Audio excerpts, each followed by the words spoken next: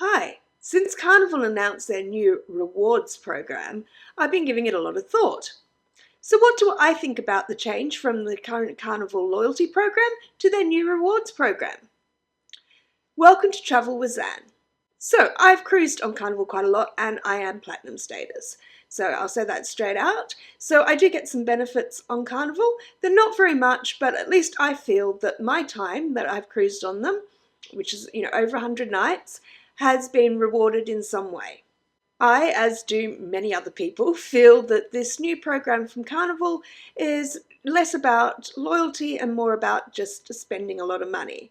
So everything that you've earned in the way of status so far on the VIFP program will be grandfathered in for 2 years, but then after that you have to keep spending money. So it's not on number of nights that you cruise or anything else, it's on how much you spend. So I'm not probably a massive cruise spender, but I do pay for my cruises. I'm not a gambler or anything like that, so I am paying for my cruises, and I do have a couple of drinks on the cruise, and I very odd shore excursion. I don't really spend in the shops, so there's no way that I would be able to keep up my platinum status. So one thing that a lot of people have spoken about is, oh, what you get is hardly anything, which is true. But at least you get something. And it's more than what you get. And, I know, yes, so, a couple of drinks and a couple of bags of laundry, all up, we're not looking at more than, $100 or so's worth of things that you get from them. But it's the feeling that you're being valued for what you put into the company. I'm not going to be able to spend $17,000 every 2 years to keep up the platinum status. So for me, that just means my loyalty to Carnival is no longer there. So I'm not saying that I wouldn't cruise on Carnival again, but when I'm looking for a cruise at the moment, if there was a couple of fairly comparable cruises, I'd choose Carnival because of my loyalty status with them.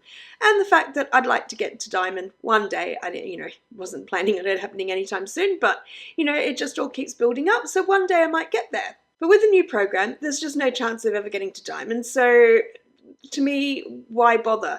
If I see something else on another cruise line, I'd probably be more likely to take that, especially if it's a cruise on another line that does reward loyalty. So, I would be choosing Royal Caribbean or Princess over Carnival now, and, moving further up their schemes. I'm in Australia, so we don't have the same choices that there are in the US. So I have joined MSC's loyalty program because they are currently matching status, but they're not really an option for us here. So I'm platinum, and obviously that means something to me. So let me know what loyalty status you are on Carnival and how you think this will affect you in the comments below. Another issue is I'm in Australia, so we don't have access to the credit card.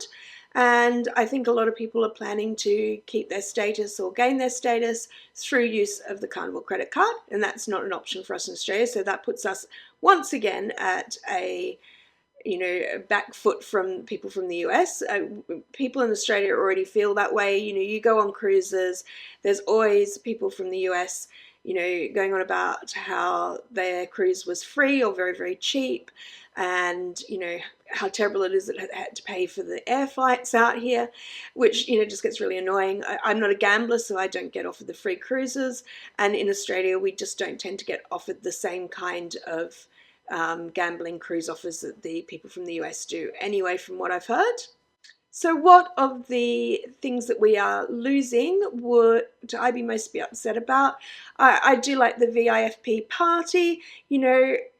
I did notice, like on our last cruise, that it was on at lunchtime rather than early evening. So I felt like that was already a cost-cutting measure because people are going to drink less at lunchtime.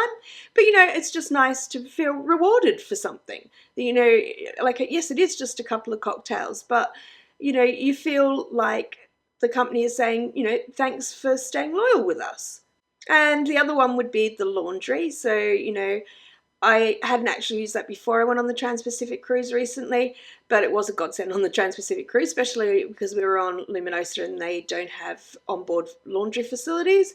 But, also, while I'm on a cruise, I can't say I particularly want to be doing laundry.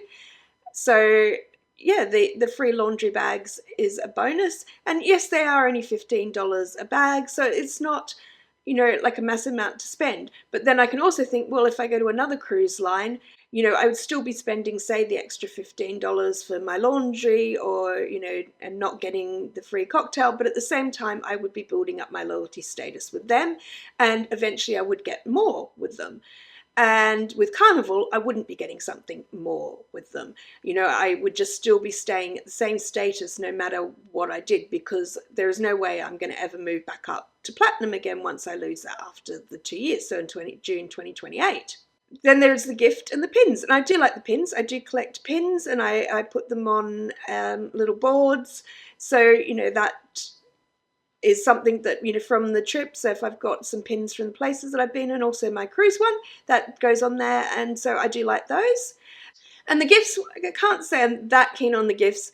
I'm not really into branded things particularly, but I do use one that I've got, which is the little bag. So it's like a toiletry bag, but I just have some cruise specific, holiday specific stuff that I keep in there, and that's just where I store it.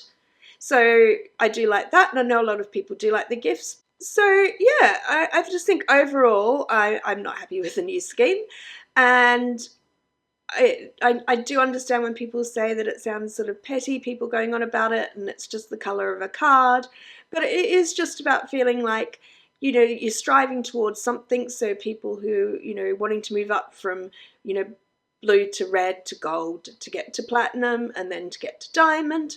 And, you know, if they'd put in another tier above that, then that would have been something else for, you know, especially the high level, you know, diamond cruisers to aim for. But, you know, now there's just nothing to aim for, so there's just no reason to go with Carnival over a different cruise line, is my thoughts on it. And that's where I can't, you know, I'm not like some people who are saying, oh, I'm never going to cruise Carnival again. But I certainly wouldn't be choosing Carnival over another cruise line, and I would probably be choosing another cruise line over Carnival now. Yeah, so a lot of what the Carnival people, including like John Hill, the brand ambassador, have been talking about is, you know, that going on Carnival, it's all about the fun, and it's about the crew, and, you know, people saying they don't want to cruise on Carnival anymore are going against that. So it's not about that at all.